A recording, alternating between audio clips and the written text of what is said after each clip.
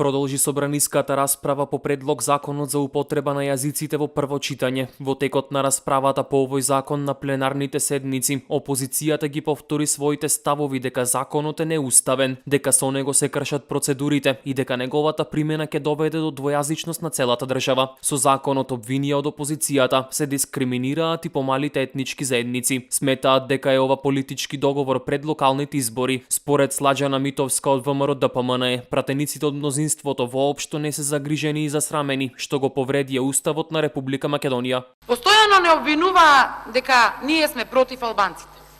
Почитувана јавност, никој нема ништо против албанците.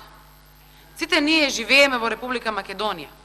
И сите ние треба да ги почитуваме државното знаме, државната химна и државниот грб. Тоа значи дека си ја сакаме и почитуваме Република Македонија.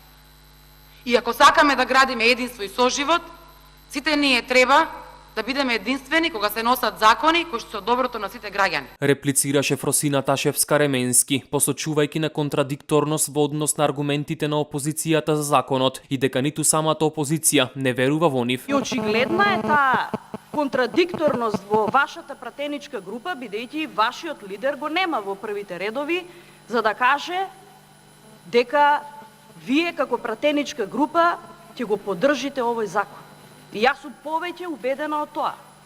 И втор пат од говорница ќе ви кажам дека можам да се обложам со сите пратеници во вашата пратеничка група дека по локалните избори, кога ќе дојде на ред, кога ќе заврши второто читање на законот, вие ќе го гласате законот за употреба на јазиците. Владанка Авировиќ во своето обраќање истакна дека законот за употреба на јазиците е противуставен и дека доволно е да се види само членот 1 за да се види дека се задира во Уставот и нагласи е потребно да се изврши целосна ревизија на овој закон. Овој закон сметам вака како што е, со сите членови како што се сега наведени, дека ќе предизвика промена, редефинирање на нашата држава и упорно барав од министерот да ни каже какви се последици ќе предизвикат врз овој закон на останатите закони со просто мнозинство, со двотретинско мнозинство. До денеска,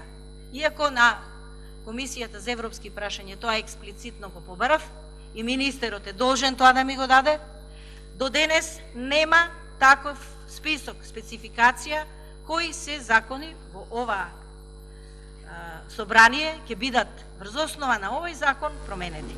Законот за јазици нема да биде донесен пред изборите. По ова прво читање следи второ читање, амандманска расправа, па потоа и јавна расправа, истакна координаторот на пратеничката група на СДСМ, Томислав Тунтев. Овој закон, кој е точка на дневен ред, не воведува двојазичност на целата територија на Република Македонија, не е противуставен, воопшто не значи никаква ни федерализација, ни кантонизација, никаква промена, а сачувај Боже ќе ја немало Македонија, па што се не изласлушавме овие денови од вас, колеги пратеници од ВМРО ДПМН. Македонија ќе ја снемало. Ја снема во 2008 година, ја снема во 2011 година и ние зборуваме за прво читање.